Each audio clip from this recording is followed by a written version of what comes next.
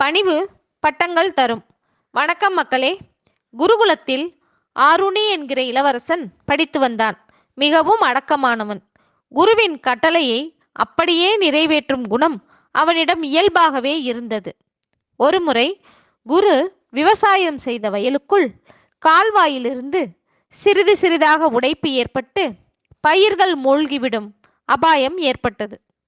குருநாதர் ஆருணியிடம், நீ போய் அந்த தண்ணீர் உடைப்பை அடைத்துவிட்டு வா என்று கட்டளையிட்டார். அரண்மனையில் செல்லமாக வளர்ந்த பிள்ளை ஆருணி. விவசாய வேலைகள் செய்து பழக்கமில்லை.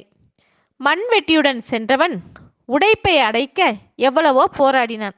முடியாததால் நீர் வயலுக்குள் புகாமல் தடுப்பதற்காக தன்னையே அந்த உடைப்புக்கு குறுக்காக படுத்து கொண்டு விட்டான்.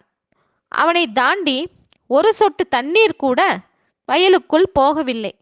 இரவு வெகுநேரமாகியும் ஆருணி குருகுலம் திரும்பாததை கண்ட குரு மற்ற மாணவர்களுடன் வயலுக்கு சென்று அவனை பார்த்தார்.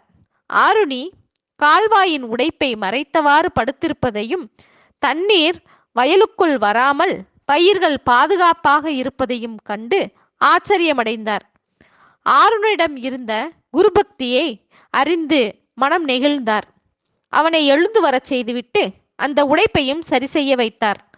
அவன் பணிவை மெச்சி ஆருணிக்கு உத்தாலகன் என்கிற உயர்ந்த பட்டத்தை கொடுத்தார். உத்தாலகன் என்பதற்கு தண்ணீரை தடுத்தவன் என்பது பொருள். பிற்காலத்தில் ஆருணி உத்தாலகன் என்கிற ஞான சிரேஷ்டனாக விளங்கினார். இந்த கதை காட்டும் நீதி என்னவெனில், உயரத்தில் இருந்தாலும் அடக்கமுடன் பணிந்து வாழ்பவன் உயர்வான பட்டங்களை பெறுவான் என்பதாகும். ஓகே மக்களே, நாளை புதிய செய்தியுடன் சந்திப்போம். நன்றி, வணக்கம்.